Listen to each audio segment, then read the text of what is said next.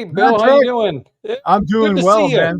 Yes, Yeah. I can't again, right? I mean, we Oh. literally just got back from RMAC 2024, had an amazing time. What an experience to be there and to be able to capture the stories and the nuances of what goes on in an event like that. I hear you've been knee deep in iguanas lately, and we definitely want to hear some updates on that front. One thing that I do want to touch on, this goes to folks that have GX compressors. I've recently added something to my website. You can book a session with me on my website. It'll be a video conference, and we will attempt to diagnose what's possibly wrong with your compressor live. So it's a way to get one-on-one help from me. And the only reason I'm doing it this way is because it allows me to get some money from doing the support work.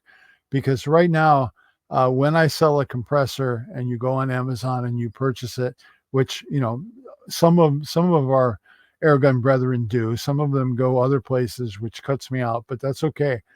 If you want support, you can financially support me as well, and I'll give you everything I can to help you.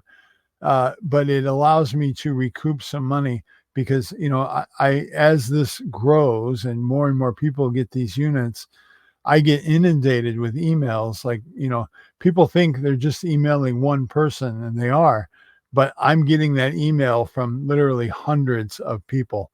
So for me to try and get some remuneration from that support effort, I've elected to offer that as a service on the website. So very easy to book. You just go book it, and then you get a Zoom link, and then it'll come up on my calendar, and I'll be able to help those that need help. Well, that's pretty cool, Bill. Yeah, people definitely need that for the new air gunners and that don't have, the idea of what they're doing. Plus all them upgrades that you do now, you can help them with that. So Absolutely. I would say, honestly, I tried my upgrades. I tried to design to make them so easy that you don't need me once I took them in the bag and you get them. Servicing the pump is a little more challenging and a little more nuanced. It might take some tribal wisdom to get through that effort, and that's what this is all about. Sounds good. Sounds good. All right. So back from RMAC. Yep. Getting remoisturized from being all dried out from the week. Must have drank 2 gallons of water a day. I don't think it helped. But yeah, I had a blast competing. It was a joy. I mean, I shot bench. That's more of a relaxation competition for me. A lot of learning, a lot of note taking. What am I going to do next year? For when I get really, really serious about bench. And maybe practice a little bit before you get all the way to Utah. Is that in your future? I will be honest. Trying to find 100 yards down here in Florida is pretty difficult. But I'll tell you, the one thing is there's no problem with wind. It's all over the place around here. So just got to figure out what gun I want. I'm still in that, figuring that out.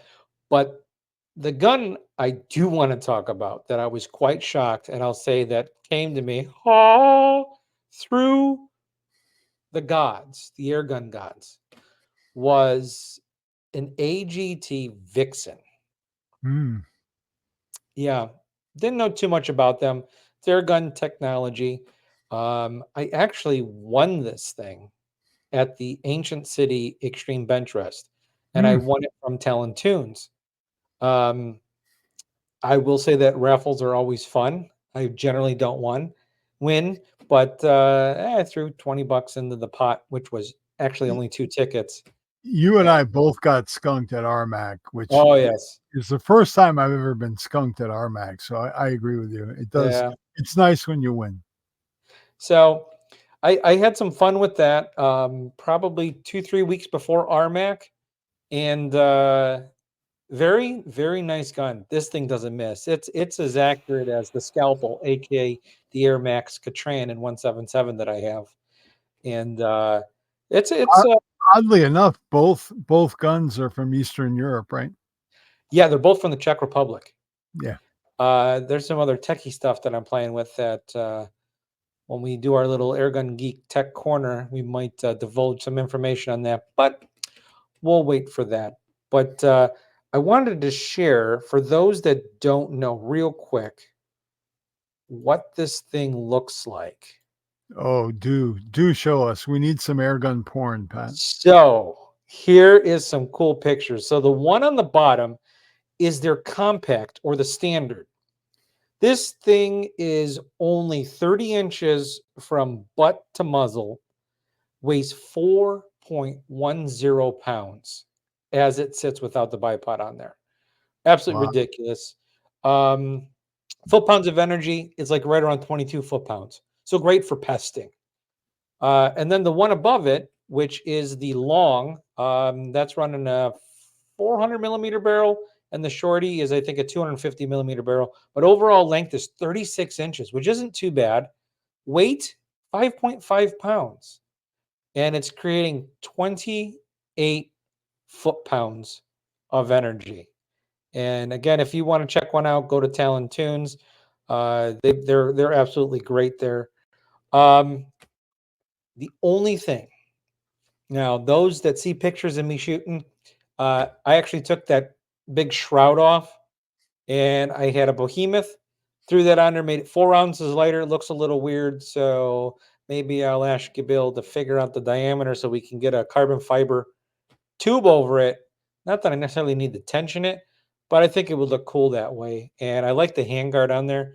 For what I'm doing, it's great. It would be much easier for Bill if you ship me the gun and let me come up with something for it, because otherwise, if I'm trying to do this with Pat running a caliper in Florida, it's probably not going to end well. So look behind you. It's in the case. Oh, my God. It's already here. It's already there. Yes. It's in the case. All 007 done.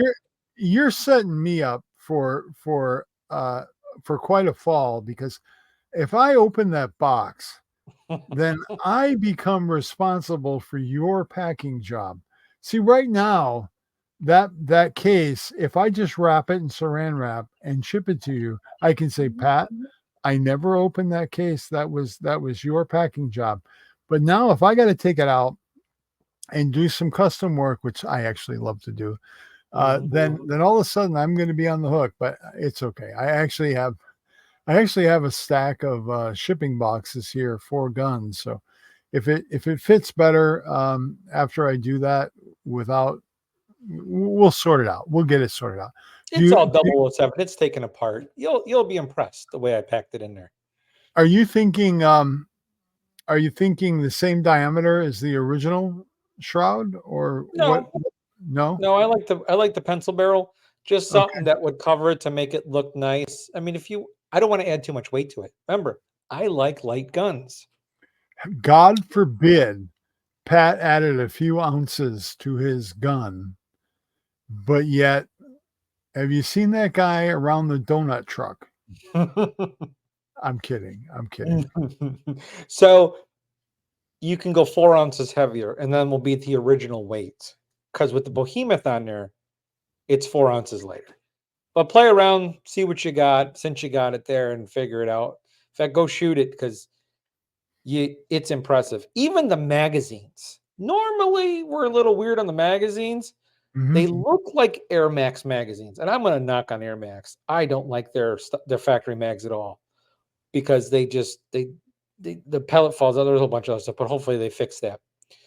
These magazines got a little ball detent, and there was a technical word you told me what that's actually called when we were chatting it over in Utah. Well, there's a version of it in the U.S. called the Vlier pin. And that is basically a threaded set screw with a spring and a ball, or a spring and a plunger, for different detent type applications where you need Mhm. adjustability. That's what they're called in my world. Mhm. But that thing was so cool. So I used this gun, everyone, to do speed, and I brought the spirit of the Leshy with me. I brought its eyeballs.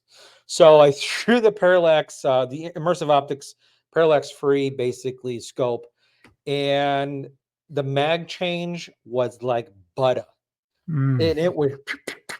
And Bill's got Yeah, some video of me shooting. you were lightning fast on those reloads. It was cool. It was cool. So I'm very impressed with the Vixen.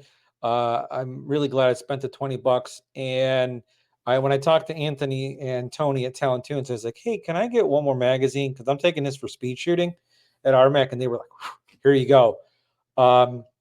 So definitely check out that gun, and they're not that much. I mean, they're 1,100, $1,200, but you really don't need to do anything. People are changing bottles, doing all this. Just go shoot the thing. Give it a good cleaning and go shoot it. Have some fun. Um, there's a cool YouTube channel I found. I think I told you about. It's called the Airgun Retirees. Um, they were shooting. The one guy's shooting a Marauder pistol. Doesn't really miss at all. The other guy was shooting a no-toes.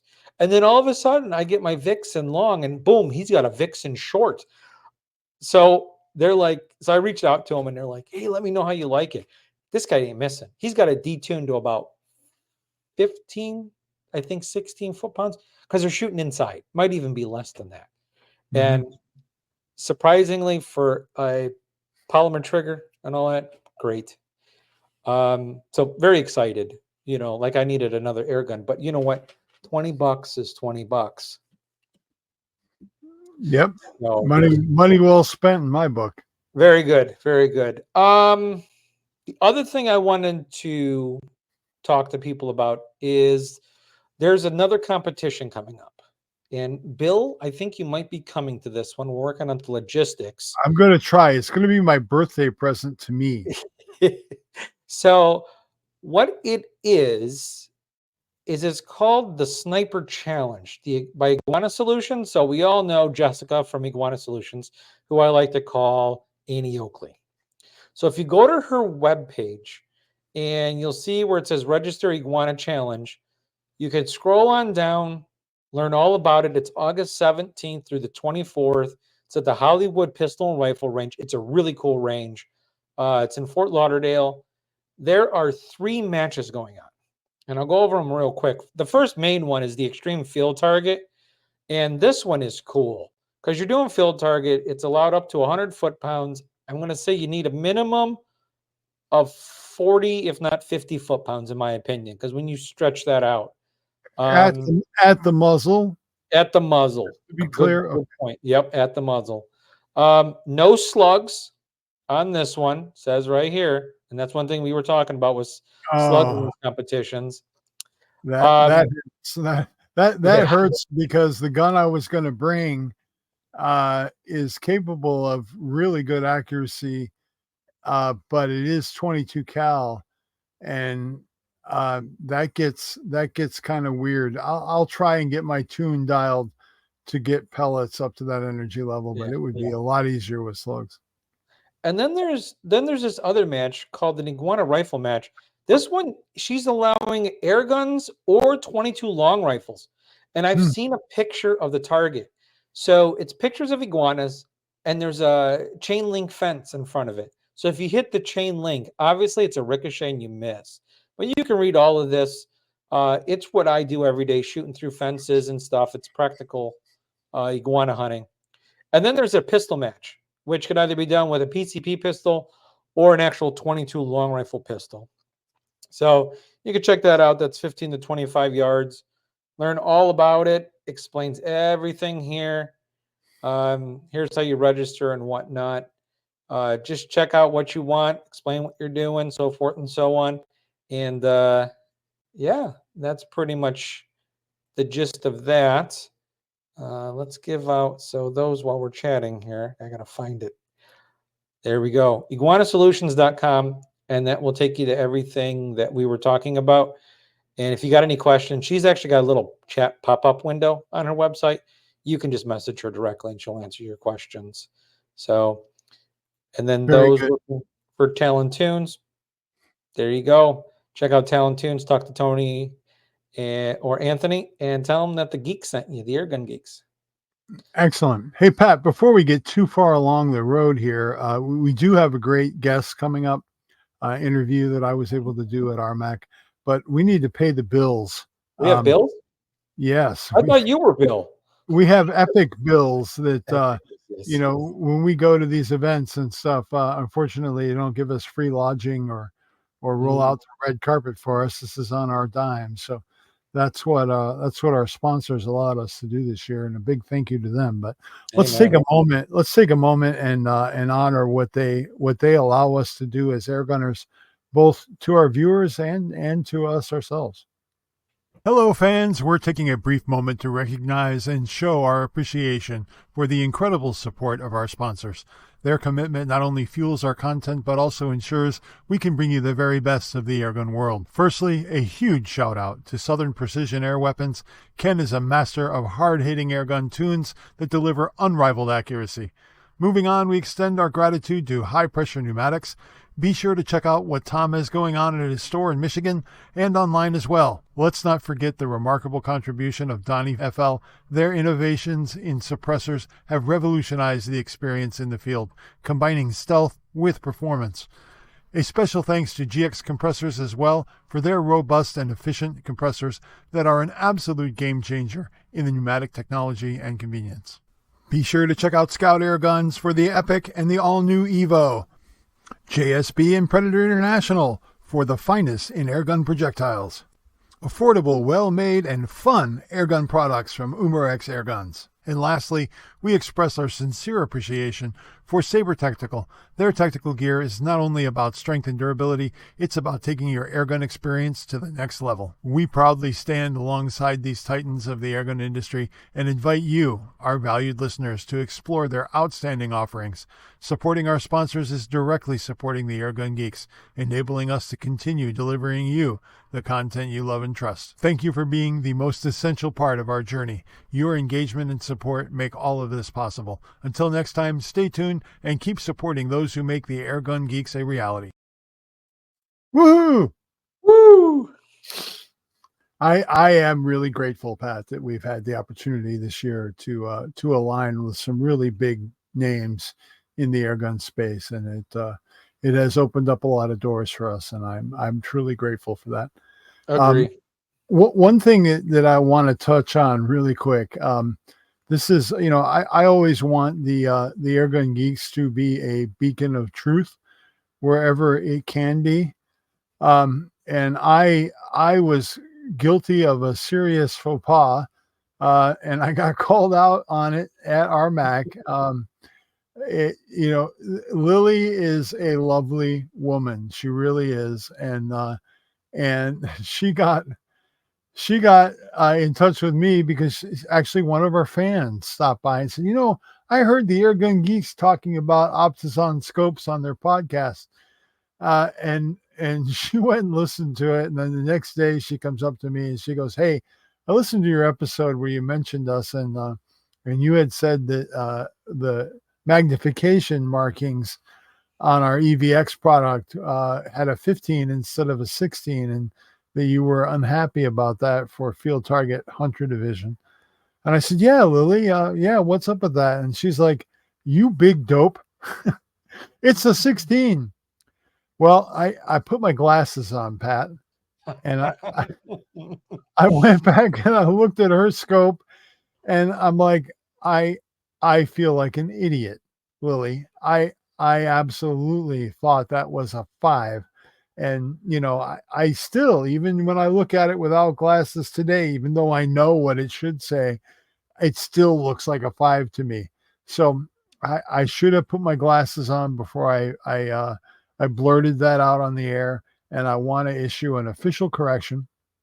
And if you are looking for really, really excellent optics that are batting way above their weight, look seriously at Optison. They're available at Utah Airguns, and some other retailers. But man, I got to tell you, Pat, the optical clarity all the way to the edge of that viewable area, the light gathering, all of that stuff is just excellent with these scopes. And Lily right now is actually working on a brand new unit it's actually more or less expressly designed for the field target shooter, more European level FT. But I'm excited to see what she brings to the marketplace, and we're working with Lily to open up some avenues for affiliate marketing for her, because I really think if you're looking for a really solid airgun scope, Optison is just an excellent choice. But I don't want to dwell on that too much. I just wanted to issue the correction, and I'll openly ask for forgiveness from Optison. I learned, I don't know if you know this, Pat, but I learned that the Optison family, the U's that are behind that company, are actually really accomplished airgunners. So it is, the father shoots, the mom shoots. Lily is a field target shooter. So there's a lot of pedigree there that I think, really brings a special light. Because I know a lot of us that look at optics, we get kind of backburnered by a lot of the manufacturers that are solely after powder burners, and don't even start thinking about the scope till you're after 100 yards. But these are people who actually shoot air guns and understand it. So if you're looking for an optic, do check them out. I can tell you, I own both an EVX Gen 1 and also a CP2 it goes just up to 12 power, and they're both really good optics. I did learn that my Gen 1 is not Springer rated, but the Gen 2 EVX is. So I got to work on getting one of those. But anyway, that's enough about that. Correction officially noted in the annals of the Airgun Geeks podcast. So, Pat, we've got a really special guest this week. Do you want to tell us who it is? Well, I am shocked that we were even able to wrangle him into a chair. I hear you. Time that we had. And it is the infamous, hardworking, and honorable Justin Jacobson. Excellent. We've tried for 3 years, Bill. Finally got well, I was delighted. I was sitting there because I to put this in perspective, I had kind of sent Pat fishing. I said, Pat, I'm going to set up here. I'm going to get everything ready to record. You go do some fishing and get me somebody to interview. And the very first person he brings me is the king of Utah Airguns. I'm like, holy crap! It just happened. We had a really good time. It was a delightful interview to do, and we are delighted to bring it to you. So, Pat, are we ready to roll that? We are ready. Okay, let's get to it. Airgun Geeks fans, I am absolutely delighted to have the Justin Jacobson with me this morning here at RMAC 2024. Your team has put on a fantastic show again. Thank you very much. Oh, thank you. Yeah. And, we wanted to give Justin a chance to just talk to us about what's going on in the Utah Airguns arena. Okay. And also now the FX arena. Thank you very much for wrapping your arms around that and bringing an era of positivity to that organization. Yeah. Thank you very much. Yeah, of course. Thank you. Yeah. It's been it's been a very interesting 6-8 months, but and at first, when we first took on the FX distribution line, that was it was tough. There was a lot of things to basically reboot, I guess is the best way to say it. Sure. We had to revamp that whole system, and honestly, I wanted to revamp the culture around it. I feel like there was almost this elitist persona, maybe. Yeah, I hear you. And the people that were involved, influencers and stuff that were involved, they didn't see themselves as elitist or anything or anything like that. But the way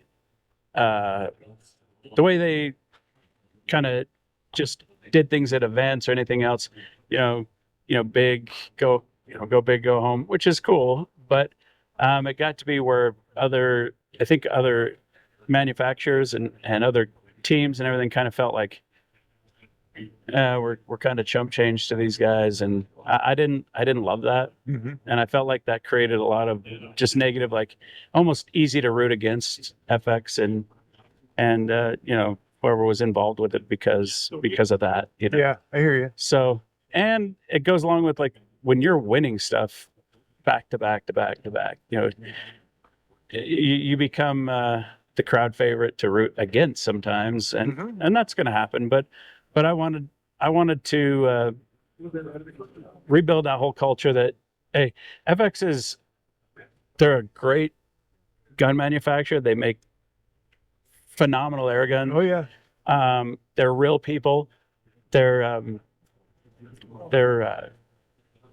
very passionate. They're very passionate. They're passionate, and I mean, nobody can say that they're not the most like innovative. They're always pushing innovation, which is the only way this industry grows.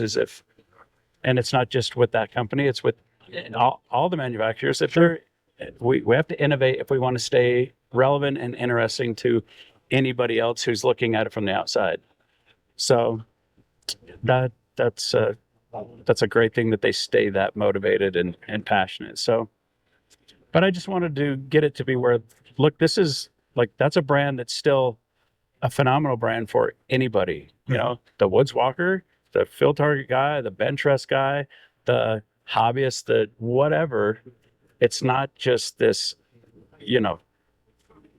high elitist group of, shooters that can only do it. Nobody else can. I don't know if that's the best way to describe it, but the feeling. Oh yeah. The feeling there was around it, I felt wasn't healthy for the brand or for the people involved or anything else. I think, and I don't think they liked being perceived like that. I think it was more like, we don't want to be perceived as the enemy or the snobs of the industry. Yeah. I don't love that. So You don't want to be labeled the Empire, right? Correct. Because that didn't go well in Star Wars either. yeah, no, yeah, Yeah. see, Yeah.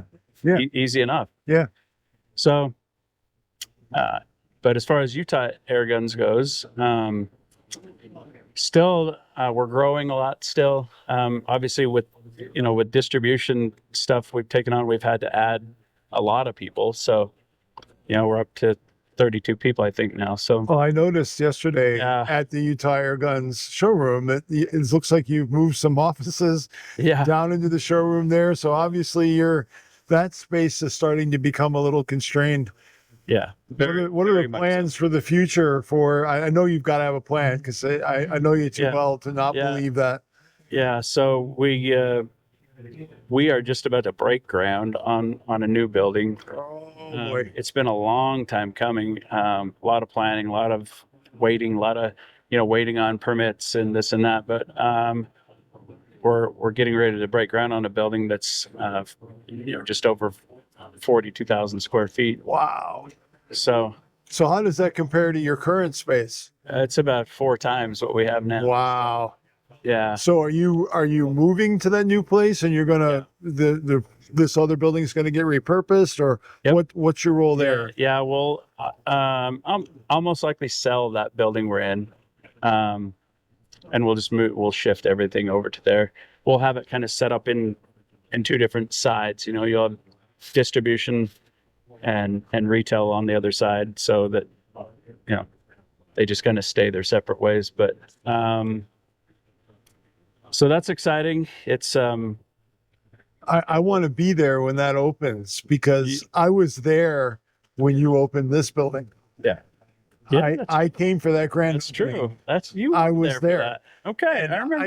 I don't want to miss. I don't want to miss the next one. So, Yeah, I have been always been passionate about the destination location. Yeah. You know, like the Cabela's or the Bass Pro, and, you know, going to see the one that has the giant pyramid shape and all of that stuff. I love that. Right. Yeah. And you guys brought that experience to the air gunner. Yeah. I mean, there is no better shop. Thank you. Anywhere that I've been, including the UK, I lived there for a year in 2012. I've never seen a shop that just was like a playground for the air gunner. That is Utah Airguns. So I got to believe you guys are going to up that game with your new space. Any special plans for that range that's going to be? I know there's going to be a range in the new place. There will definitely be a range in the new place. Yeah, it will be different. It will be, obviously I want everything to be better. Honestly, I don't know exactly how I want that to look, but I definitely want it to feel like a shooting gallery still, not a range, you know. Excellent. So that was the goal with the place we have now. Is I just didn't want it to feel like just a gun range, because gun ranges just don't feel all that welcoming to people who aren't comfortable around guns, right? So I wanted to feel fun, like you know, a shooting gallery like you'd see at an amusement park. Sure. So that's the goal again. We want it to be fun for everybody and inviting, and obviously, you know, we'll have a grand showroom again as well. But our biggest need, honestly, though, was, like you saw, you know, office space, warehouse, shipping and receiving. Yeah. And then, you know, a lot of things we want to do in-house at some point, as far as you know, customizing and you know, equipment like that, where we have room to grow for that. Mm-hmm. So that's the plan, is to really build out, you know, Utah Airguns the best we can be, but also have the best, you know, distribution arm out there. So that's what we're going for. Fantastic. Do you keep the FX business and the Utah Airgun business kind of segregated, or how do you manage that? Yeah, we try to keep it completely separate. Obviously, we're sensitive, having, you know, dealers being aware that, hey, there's a dealer that's also a distributor, and you know, there's obviously that challenge of, like, hey, they got to know that they can trust that you still 100% support their company as well as yours. And so we've been very, very diligent about that, as far as keeping the distribution arm separate, making sure that we fully support all the dealers that we do have. And obviously, you know, going into this, I told all the dealers in our first meetings, I said, you have to understand, I'm not going to take my foot off the gas for Utah Airguns. Oh yeah. And I know that's your first baby. Yeah, because that's what some people kind of expect. Is like, okay, well, if they're the distributor now, then they're not going to just support Utah. You're right. The distribution arm's not just going to support Utah, but Utah Airguns is going to keep their foot on the pedal for sure.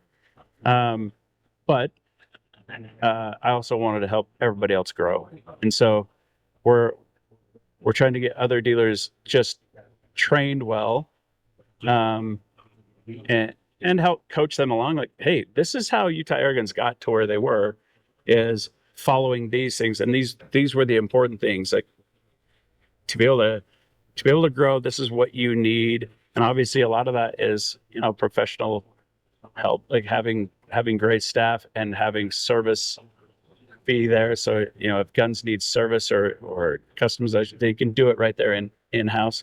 And also, like, inventory some stuff, you know, if you don't have it, you can't sell it. But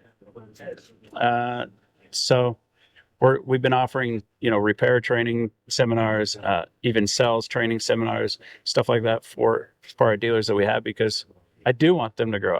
Sure. I want it to be. It helps you. Yeah, I want it to be the best. And that was the other thing with FX, is I feel like with a premium brand like that, I feel like premium people should be selling it.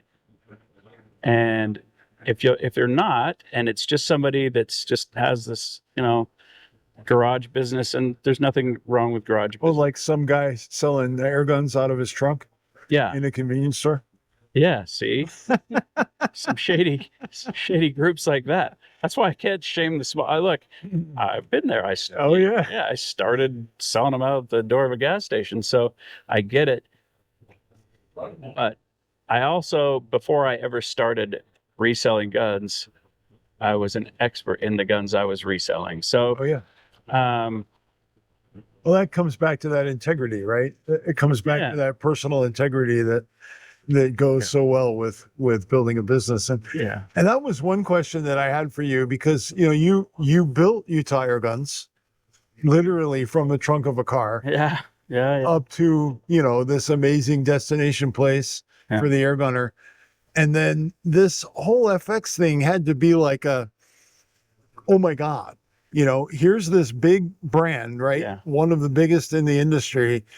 And all of a sudden, plunk, here, Justin, Yeah. make this happen. And it was It's a very literally, different paradigm. It's a very different thing yeah, to take this. It's like adopting a 23-year-old kid, like, oh my God, yeah. And that's about how it happened. yeah, Plunk. yeah. Here it is. And by the way, get good at it really fast. Oh, okay. Well, all right. So, but that, I just, for the brand, and that was that were some of the things that I, being just a dealer and from the outside before was, man, I wish they would be a little bit more selective on who they would let carry the brands, because if you selling a premium product, like I said, if you can't provide knowledge or service or instruction for that premium airgun, because this is a different baby than selling high-end firearms. High-end firearms, you can show that this is what it has, and here it is, and you're on your own to do anything else with it. There's nothing that reseller needs to do for that. It's here it is. But that's not the case with air guns, obviously. No. There's tuning, and there's setup, and there's maintenance and everything else that goes along with that. And if you can't provide that for the end user, so when the end user opens that box and gets it, and if there's something that's a problem, it needs to be fixed immediately. Mm-hmm. Like it almost effortlessly for them, because nobody likes to go invest in let's just say a $2,000, even $1,000 airgun, and have a problem, and they say, well, send it in, and 6 weeks later you'll probably get it back fixed.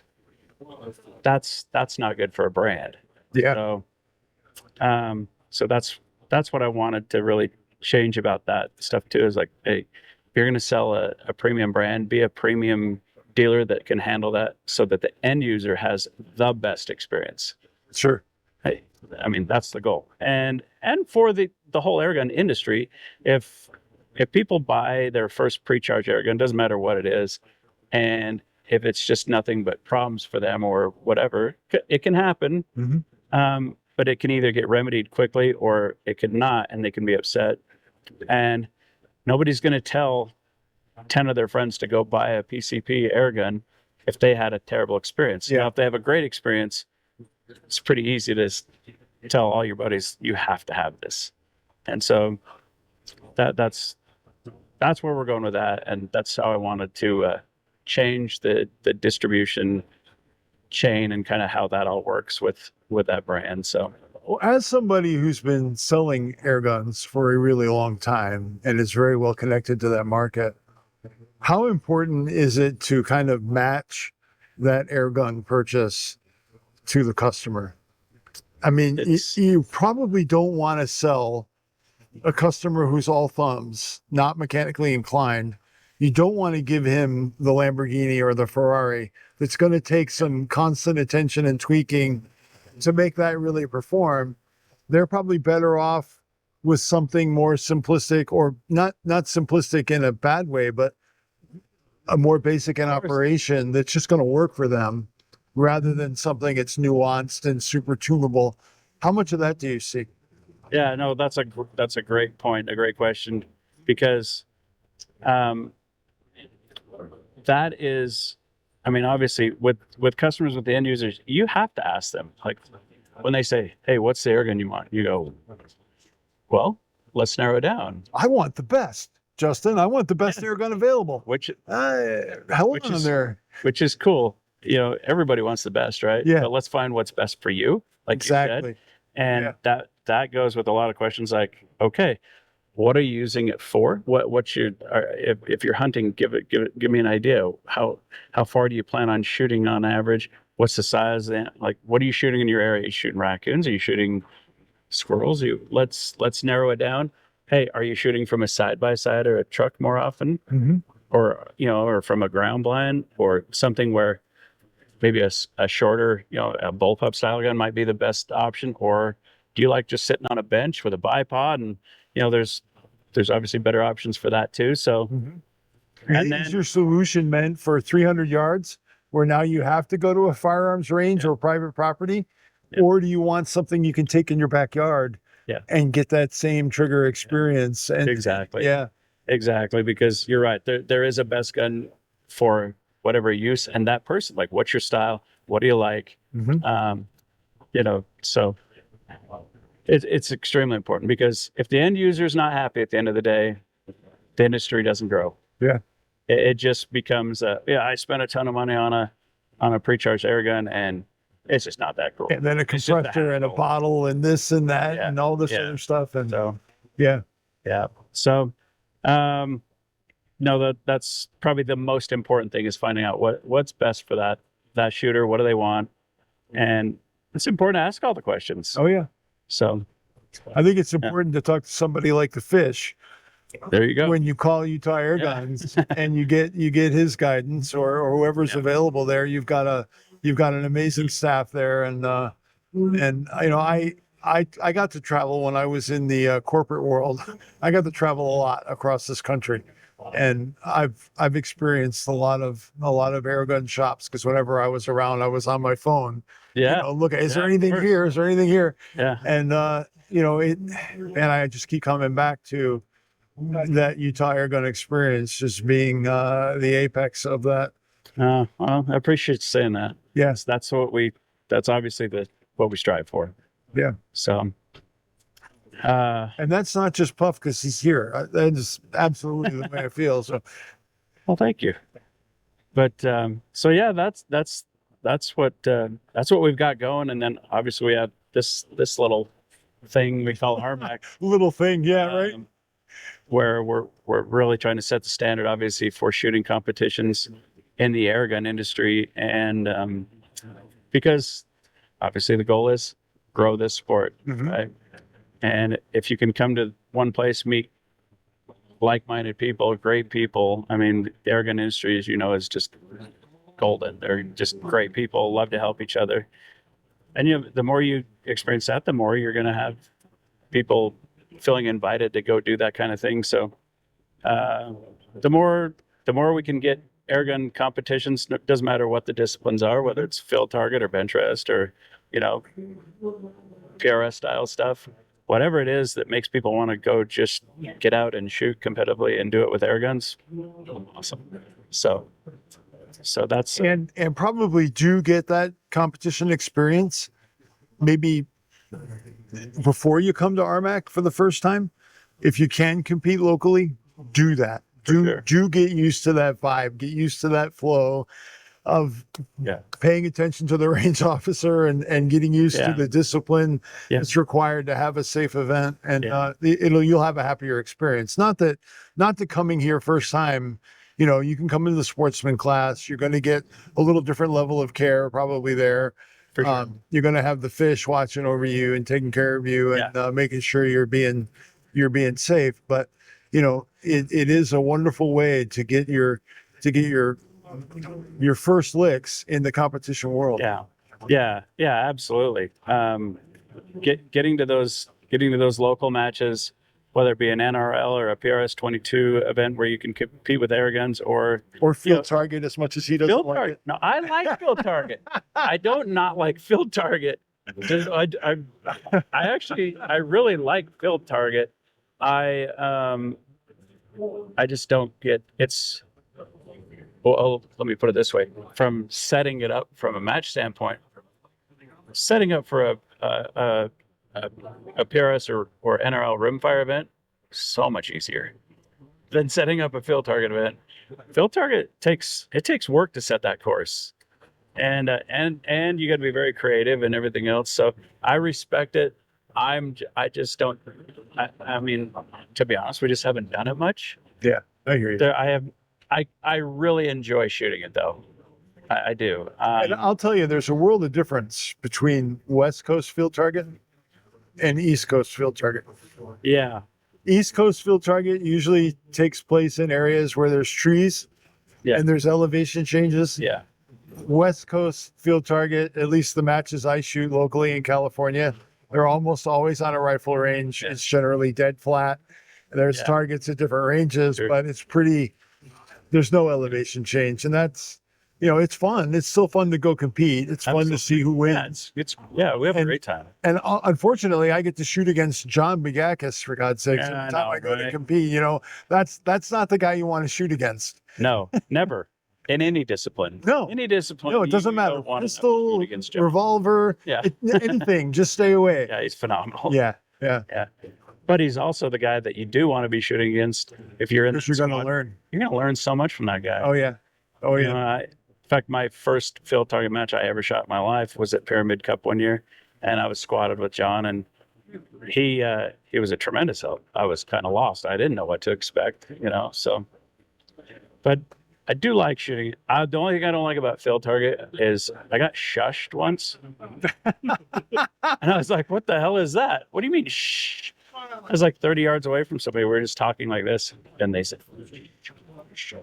I was like, is this freaking golf? What the hell was that about? I was like, okay. But, yeah, I hear you.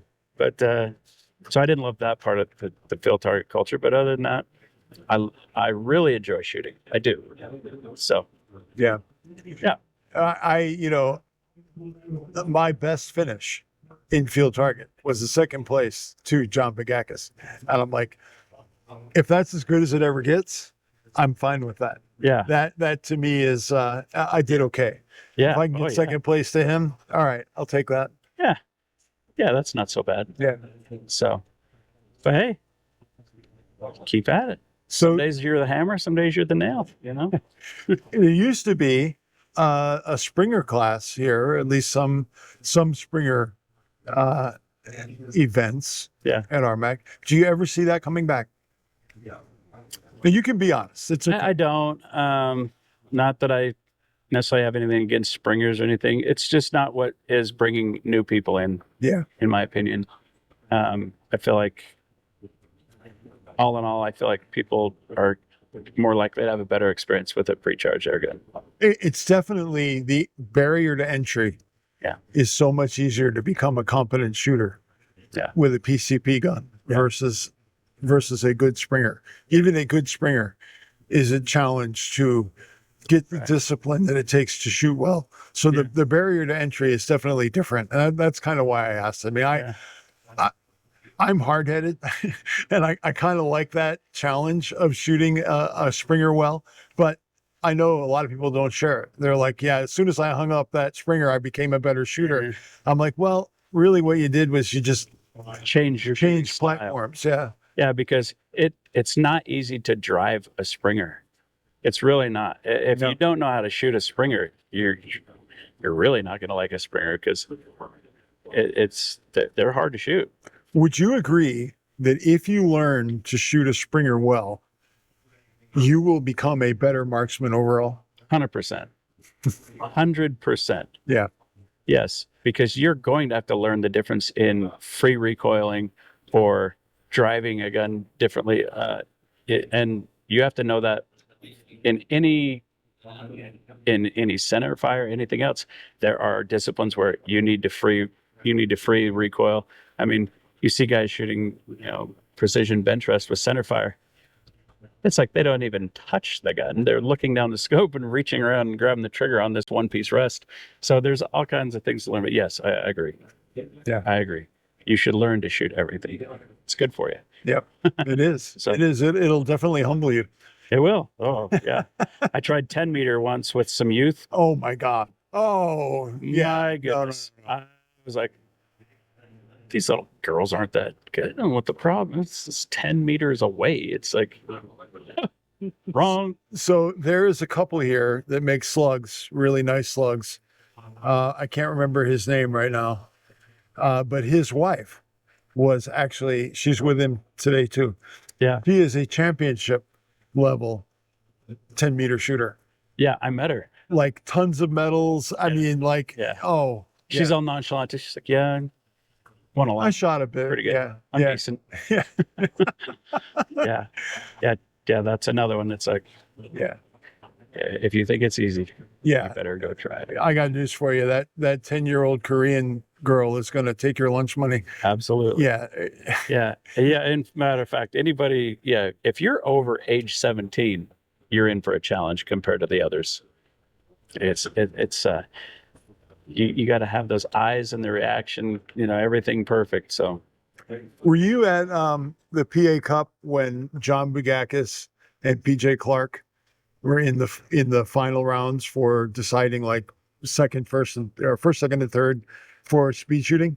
no, I don't think I was, because I missed it last year, and I think Okay, that was last year. Yeah, it was last year. So I'm watching these two men, both of which I love enormously. Yeah. I'm watching the two of them. It's like, for me, it's like, holy crap, it's two people I really know duking it out head to head, right? And I see PJ win, and it's photo finish. In fact, our own Patrick was probably the guy who took that photo to determine that winner. That's how close it was. Yeah. And I said to John, as he walked away from the line, I said, John, that's the first time I've ever seen you bested by somebody in your age bracket. And he's like, that is the nicest thing anybody ever said to me. Because usually he was the guy who was shooting against kids that were a third of his age Oh, yeah. or more. Yep. And, he was in there with them.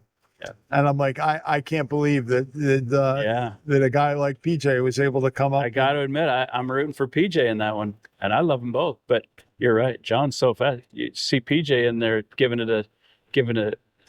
John a go at somebody his own age. That's very tough to do. Oh, yeah. Very tough to do. So, Yep. Yeah. Well, Justin, you are a busy man, and you've got a huge event going on here. And on behalf of all of the Airgun Geeks, I just want to say thank you for taking some time out of what you've got going on to spend with us and share some amazing stories and a glimpse of the future for both Utah Airguns and FX Airguns. So thank you. Thanks for having me on, and thanks for coming out here. Yeah. So what do you guys think of the event so far? It's RMAC, right? I mean, it's got wind and dirt. I mean, that's really what RMAC is about. It's about dealing with the wind and the dirt. The wind and the dirt. Yeah. The wind and the dirt. Dude, from the first year I came to RMAC, I'm still cleaning dirt out of my stuff. Okay. All right. You do have some, we do have a special kind of dust here. I can't lie. It's the people that come from all over. I'm not saying that in a negative way. I don't want people to get the wrong idea. It's part of the experience. Right. Come to RMAC and you'll literally have it 5 years later. True. But it is part of the experience, to shoot a bench rest event here is going to make you a great shooter, because it's going to teach you not just about wind, because wind in an open range where you've got, pretty much a steady, calm wind to deal with, that's easy. Yeah. RMAC wind is a demon. It's changing direction. You get turbulence, depends how close to the berm you are. All of those things are. Yeah, you're shooting in the mouth of a canyon. So it's never easy. No. Ever. It's never easy here. So. Yep. But it's great. It's fun. It's fun anyway. And you get to see people from all over the world. So that's great. So yeah. Well, thank you, sir. You bet. Thanks for having me. GoPro stop recording. In order to set up this clip, you have to bear in mind that I use voice commands to control my camera equipment while I'm recording. And Justin commented as the camera came on that he thought it was hysterical that I was thanking the GoPro for turning on. So that's where this clip starts. I love that you thanked it for turning on. Yeah. He's very polite of you. I spend so much time with ChatGPT now. I actually think I'm forming a relationship with her. I don't know. Well, hey, you try to make friends everywhere. Yeah, it's either that or enemies. I'd much rather have friends. Yeah, me too. Yeah. Right. Well, especially, I don't want any AI enemies. That's for That's for sure. Yeah. Terminator didn't go well. Yeah. I've seen the movie. Yeah, doesn't go well. You know that plays out. Well, everybody, I really want to thank you for sharing that interview with Justin Jacobson with us.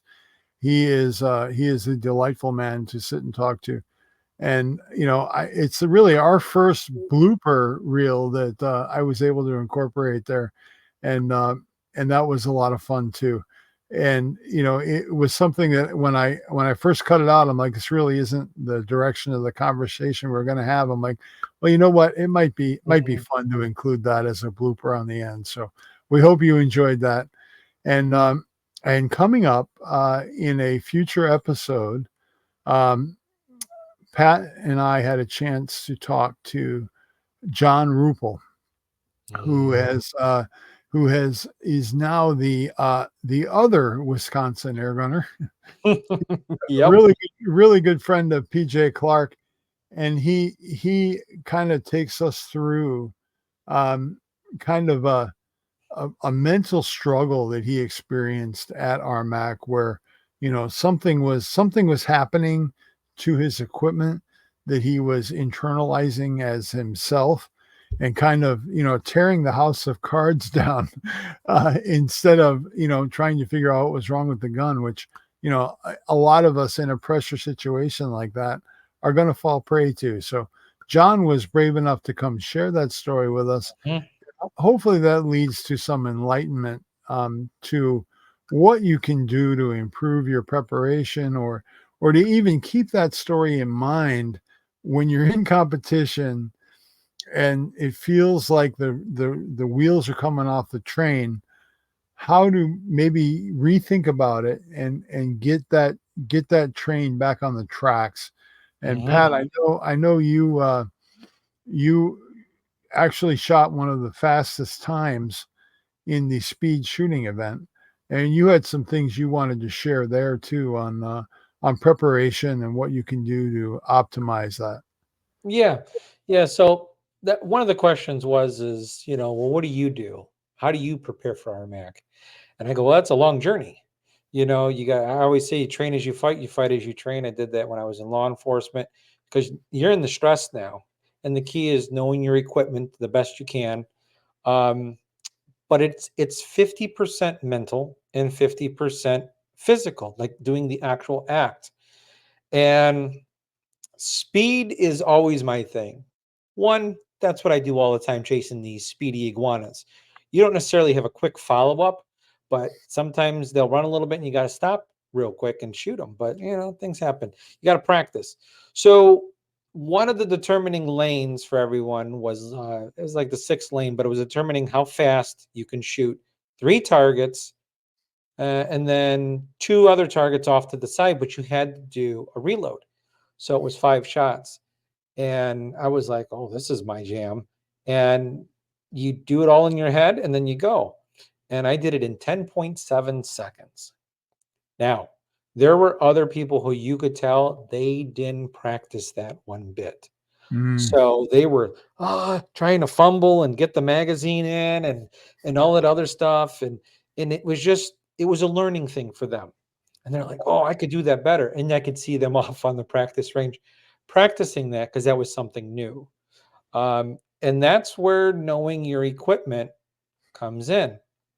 So don't only practice shooting fast, also practice reloading fast. Reloading without looking.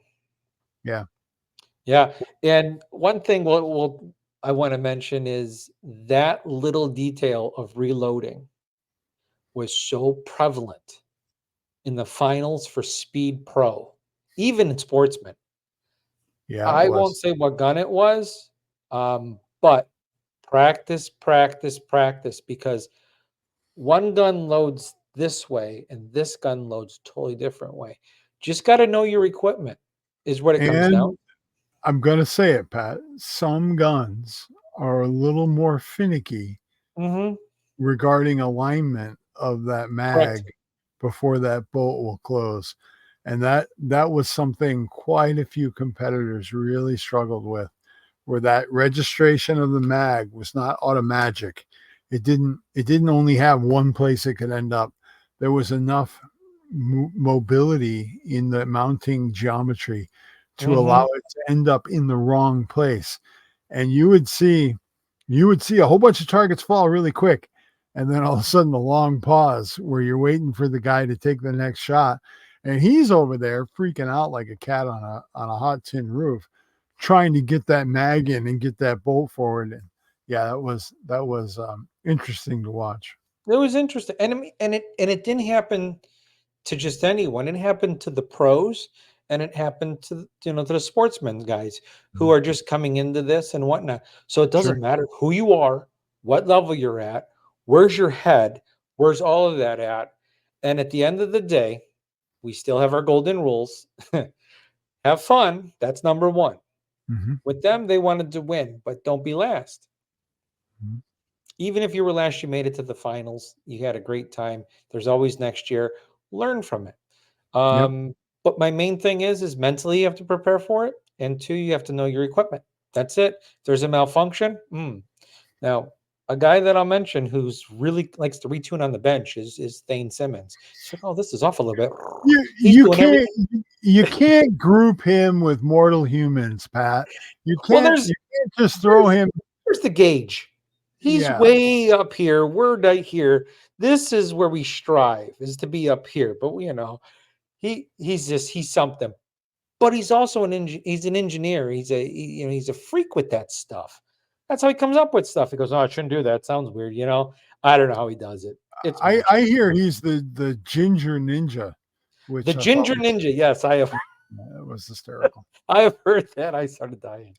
That's good. But yeah, with that, congrats, Thane, and the Sabre Tactical team. He won that back-to-back for the 100-yard bench. Congrats. There's a lot of work that goes into that with him. A lot that he does. So, but I also want to make sure that, if you're listening on Apple Podcasts, please give us 5 stars. Leave a review. That's big. Anywhere you listen to podcasts where you can give us 5 stars, please do it. If there's anything you want us to talk about, complain about, hey, you like the way the podcast is being run this way or that way, shoot us an email. We're very open. I do want to say that Bill and I were excited to meet all of the other Airgun geeks that came up to us and said, hey, great job. Really appreciate what you guys are doing. It was a lot of fun. It was very humbling and very, I got no words. It's just 2 guys having a good time here, sharing the knowledge and giving a direction in the darkness. Yep. And I'm really happy, Pat, that we've got some great content coming up. We've got a lot of stuff recorded and stashed away here on the massive data servers here at the Target Forge bunker. And we're looking forward to rolling that out here in the future. So do keep your eyes peeled for those episodes. They will be really hot and heavy here as we roll out the summer. And we're getting more subscribers on YouTube. Please share the YouTube channel. Let everyone know about it. Let's get this going. We're growing fast, but it takes. In fact, we're only 10 subscribers away from a very magic number in the YouTube world, which is when you get 500 subscribers and a certain number of hours viewed, you can then apply for ways for the podcast to actually earn money within the YouTube enterprise. Now, we're not going to get wealthy doing this, but it is a big moment where we can actually have official memberships to the channel, and we can share more in-depth or behind-the-scenes content with our members. So do help us hit that. We only need 10 more. So if 5 people go and wrangle 2 friends each, this is done. So do help us rein that number in and get 10 more subs before the next one airs, and we will be very, very happy people.